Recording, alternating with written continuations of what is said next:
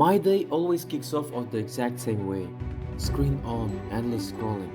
Just watching a montage of unfamiliar lives flashing right in front of me. A minute later, I'm at the table with my family.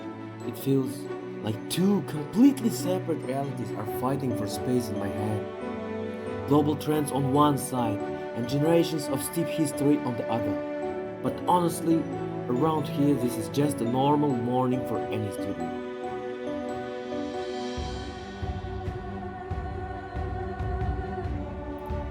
Sometimes, the sheer noise of this globalized world feels overwhelming.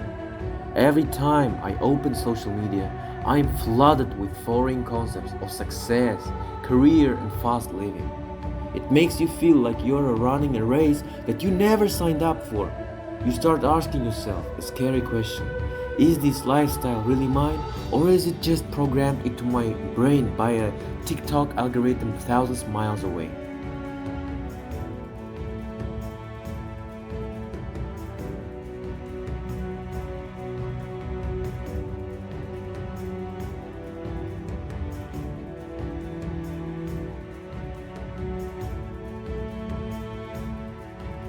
To understand what Kazakhstan are going through right now, we have to look at an old philosophical puzzle. Is there one absolute moral truth that applies to everyone, everywhere? Or is morality something fluid, defined entirely by the cultural ecosystem that grow up in? That's exactly where moral relativism enters the conversation. Anthropologists like Ruth Benedict suggested that ethical rules aren't cast in stone in a global scale. Instead, they are just a reflection of society's shared habits and history. What one community sees as a vital virtue might be viewed as a total transgression somewhere else. In our society, ethics has always leaned heavily toward the collectives, like deep reverence for elders, family cohesion, and shared duties. Communitarian philosophers like Charles Taylor point out that these aren't just polite habits. They form the core architecture of our personal identity. You can't map out who you are if you separate yourself from the community that raised you.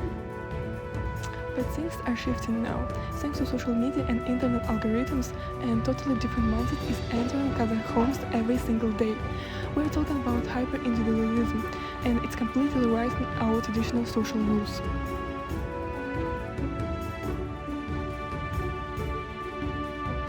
John Stuart Mill claimed that personal freedom and self-realization are the highest moral goods. Our online world definitely buys into that. It constantly tells us to protect our peace, chase our individual ambitions, and prioritize ourselves above everything else. Every day, the digital world sells us an illusion. A perfect, flawless life of individual success, high status, and global ambitions. We are told to swipe away anything that holds us back. But when you finally clear out all the artificial noise, you realize that who you actually are isn't defined by an online trend. It's defined by the people who gave you your roots.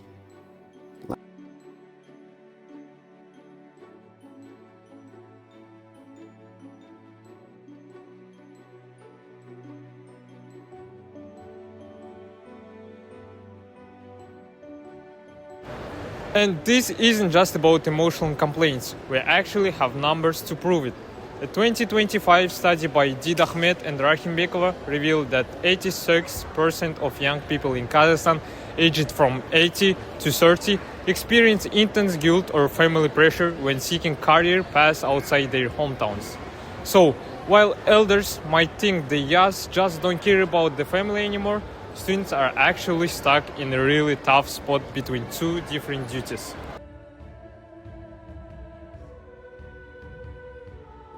Sociologists call this phenomenon ethical code switching. It's like having one identity for the digital world and another for family gatherings. You run a liberal, questioning personal online, but display deep modesty and deference at home. According to Zakirova's research, this isn't hypocrisy, it is pure strategic survival. Choosing open rebellion leads directly to social isolation, while total compliance causes real psychological burnout. So, we find a way to navigate the gray area.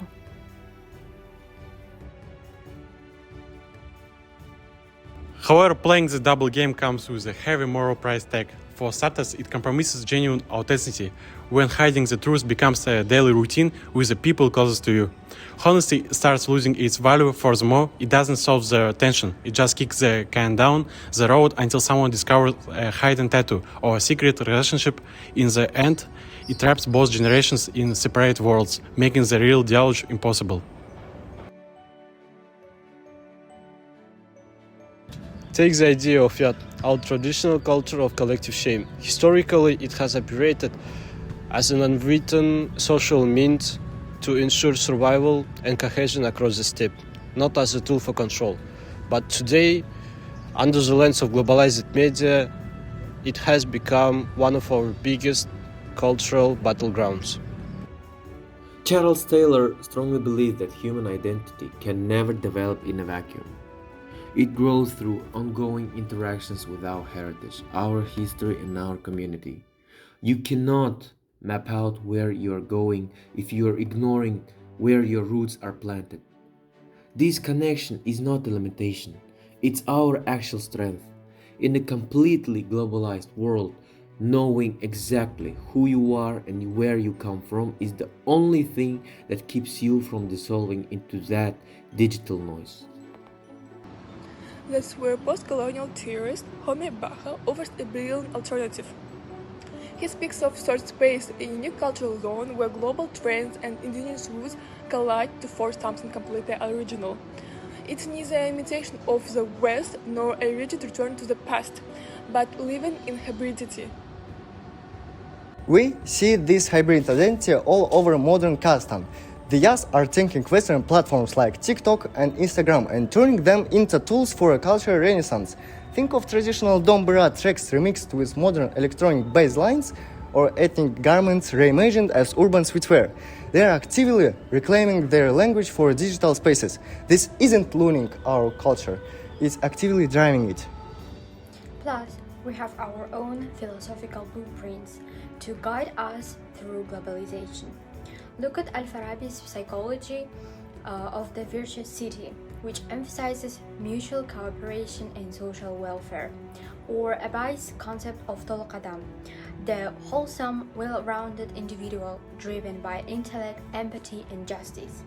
These philosophies aren't museum prizes, they are the exact moral compass this generation needs right now.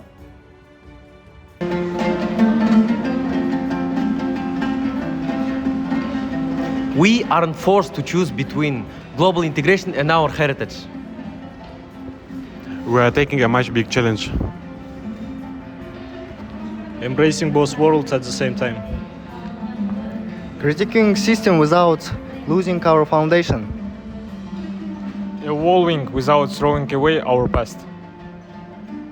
Belonging to the world, yet being true to Kazakhstan. Simultaneously.